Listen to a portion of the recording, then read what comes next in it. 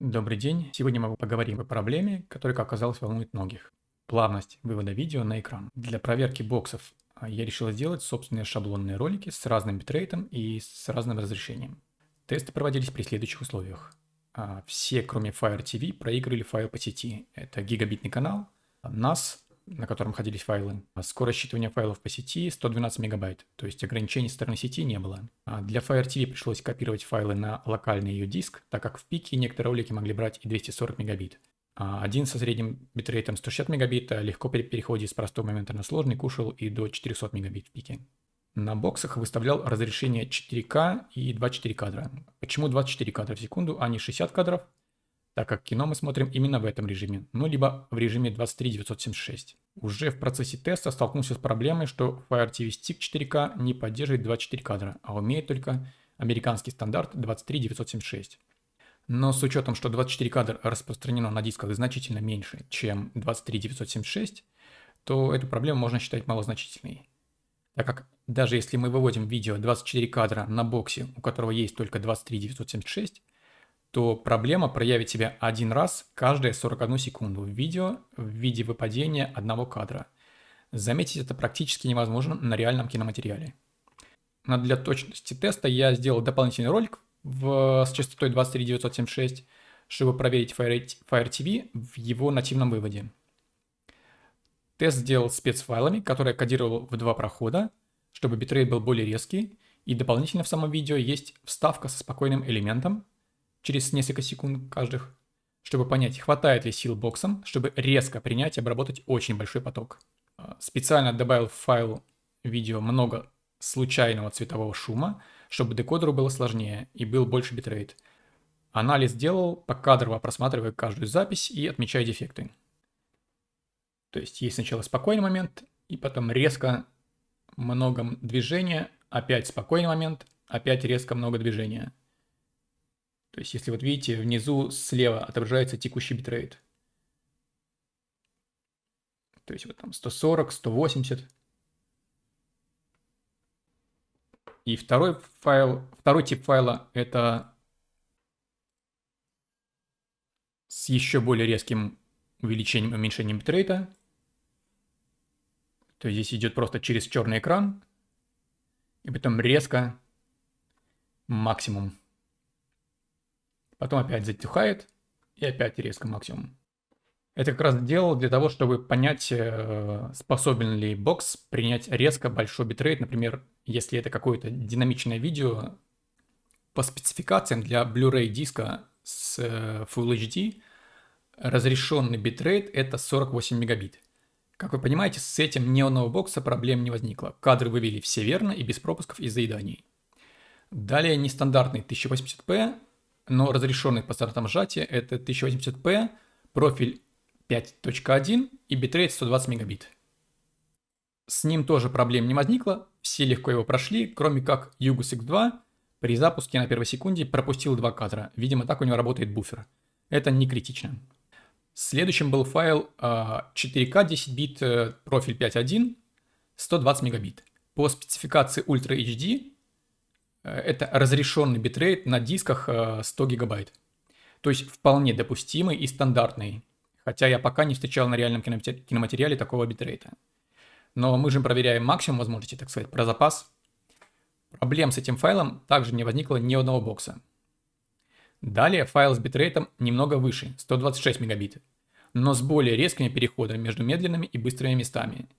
И вот здесь уже начались проблемы. Если возникала проблема при тесте, я повторял тест еще раз на случай, чтобы исключить влияние сети и NAS. На этом видео X2 потерял на первом резком переходе 2 кадра. Далее отыграл все нормально.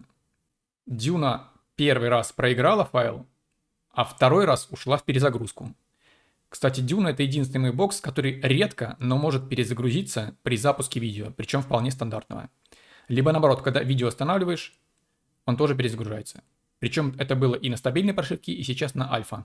Fire TV тоже здесь спасовал, причем достаточно сильно. Он сделал откат на 8 кадров назад, потом вывел дефектные кадры, и потом сделал проскок на 30 кадров вперед, и дальше дефекты декодинга примерно на 100 кадров, то есть еще где-то на 4 секунды.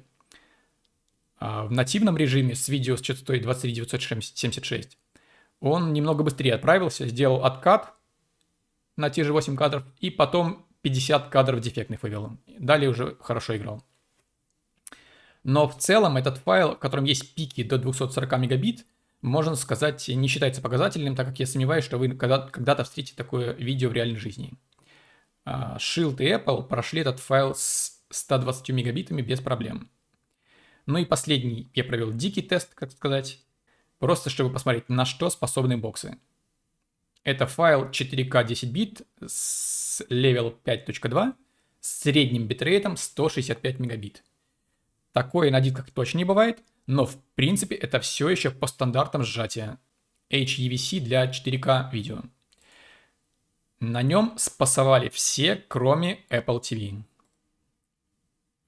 Yugus X2 пропустил 12 кадров, потом несколько отыграл и еще 3 пропустил, дальше нормально. Дюна сделала задержку в 40 кадров, то есть он просто остановился на 1,5 секунды. После этого начал выводить верно с нужного кадра, но постоянно дальше пропуски кадров, то есть уже не смог оправиться от такого удара. Shield сделал возврат на минус 10 кадров, потом вывел верный кадр с дефектом, и потом еще 6 кадров дефектов, и далее уже отыграл все хорошо. Fire TV пропустил 10 кадров, потом 20 кадров с дефектами, и дальше пришел в норму.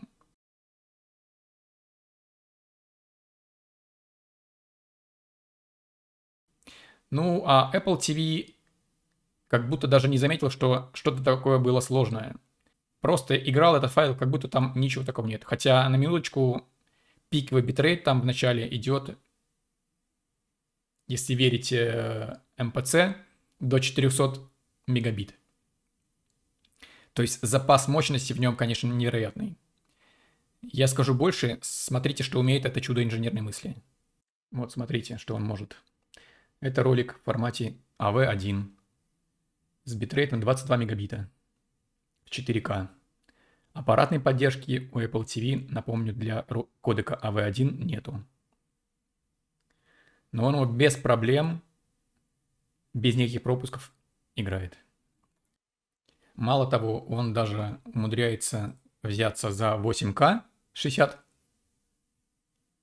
тоже в AV1, но там уже, конечно, подтормаживает, но не знаю, возможно, это проблема именно того, что ему приходится еще делать даунскейлинг до 4К, да еще и частоту вместо 60 опускать до 24.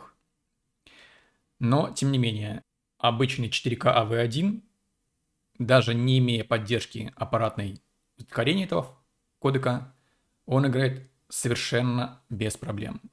Причем даже старый Apple TV с трудом, с небольшим пропуском в начале, но тоже осилил AV1 кодек. А вот все остальные боксеры на такой даже не способны, так как процессор у них сильно слабее. Единственный, кто попытался проиграть AV1, это Fire TV Stick 4K, но там, конечно, получилось просто слайд-шоу. Ну что ж, вернемся к плавности. Итак, мы выяснили, что боксы полностью способны выдать ту частоту и плавность, какая есть в исходном файле. Если, конечно, ваш бокс настроен верно и включен либо AFR режим, либо вы просто поставили в настройках плеера и вывода верную частоту. Поэтому со стороны боксов ожидать проблему с дерганной картинкой вряд ли стоит. Для начала убедитесь, что ваш плеер умеет подстраивать частоту под контент. Но из имеющихся у меня боксов умеют это делать все. Тогда возникает вопрос, почему многие жалуются на дерганные картинки? И вот здесь главный враг качественного плавного изображения – это, как ни странно, ваш ТВ. Если ваш ТВ имеет 60-герцовую матрицу, то почти 100% все ваши видео в киноформатах 23 и 24 кадра превращаются в дерганые 60 кадров, так как ТВ, которые не имеют нативного режима 23 и 24 кадра, будут всегда делать pull-down 3.2. Как это выглядит? Смотрите. Специально для этого теста я сделал вывод с бокса с правильной частотой 23976, но на карте захвата специально поставил режим 60 Гц. То есть, чтобы он делал pull-down, чтобы вам продемонстрировать, как это выглядит. Смотрите, вот запускаем ролик. Теперь я кручу покадрово. Смотрите, я нажимаю раз кадр, два кадр, переключился. Опять жму следующий кадр. Раз, два, три. И только после третьего он переключился на следующий. Опять делаю раз, два, он переключился на следующий кадр. Раз, два, три нажатия. и только после этого переключился кадр на следующий. Он выводит вместо одного кадра сначала два кадра, а потом для следующего кадра эти же кадры выводит уже не 2 раза, а 3 раза. Именно из-за этого возникает дерганая картинка. Этот процесс как раз и называется pull-down. Поэтому на таких ТВ, где нет нативной поддержки именно вывода 24 и 23 кадров, вы никогда не сможете увидеть настоящую плавную картинку с киночастотами. В этом вам, к сожалению, ничего не поможет. Есть такие уникумы в виде, например, Xiaomi Mi TV. Хотя, может, возможно, в новой прошивке это исправили, но они вообще 24 кадра переводят жутким способом не в 60, а в 50 Гц. То есть они 11 раз выводят один кадр, а следующий кадр всего 3 раза. Там о плавности можно забыть вообще, как таковой. Ну а из дорогих брендов ТВ самые плохие результаты, на мой взгляд, у Samsung. Да, эти ТВ хоть и дорогие, но тоже не умеют выводить реальные кинокадры. Делают pull-down 3.2, только самые дорогие модели у них, причем с настоящей 120 Гц матрицей и процессором, который умеет эти 120 Гц выдавать. А так, многие их модели хоть и имеют 120 Гц, но это псевдогерцы. У них матрица на самом деле 60 Гц, а они просто подсветку включают 120 раз в секунду. И кажется, что изображение более плавное. Но на самом деле они также делают pull-down до 60 Гц. И Samsung ставит уплавнялку, которая вроде немного помогает. Но на самом деле вы уже не сможете насладиться реальным изображением, как это задумано режиссером. Philips тоже не может нормально выводить без пулдауна. А вот LG и Sony в этом плане молодцы. У них есть честные 24 кадра даже на 60-герцовых матрицах, но тоже не во всех моделях. На таких 60-герцовых ТВ 24 кадра выводятся либо как 24, либо с удвоением до 48 Гц. Но это честные настоящие кадры. Например, вот список того, что поддерживает мой недорогой кухонный ТВ 24 дюйма. Нет уплавнялки, но есть режим реальный кинотеатр. Он честно поддерживает на входе 24 и 23 кадра. И честно их выводит на экран. Так как же проверить, что ваш ТВ может вывести реальные 24 кадра без пулдауна? Сделать это достаточно просто. Можно запустить тестовый ролик, который я только что вот как раз показывал. Вот такой вот ролик запускаете на экране на вашем плеере.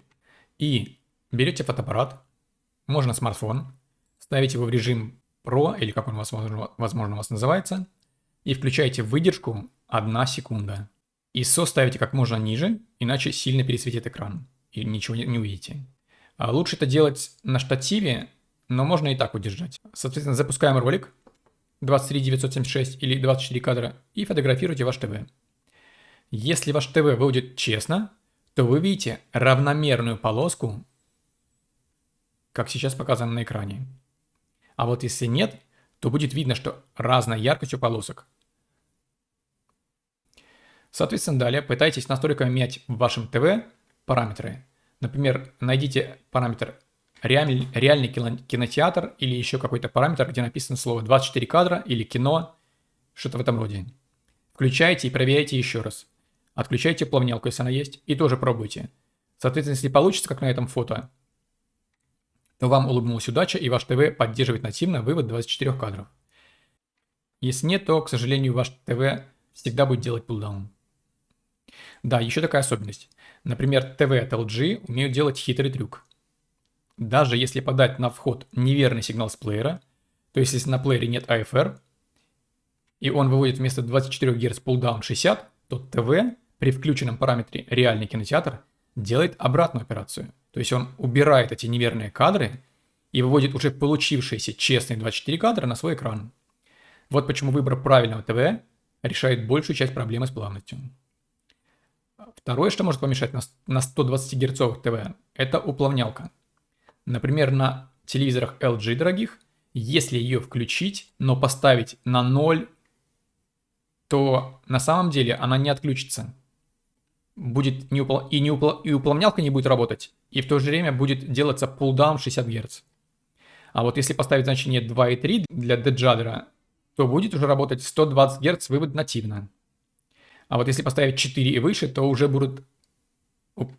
тогда уплавнялка будет добавлять кадры.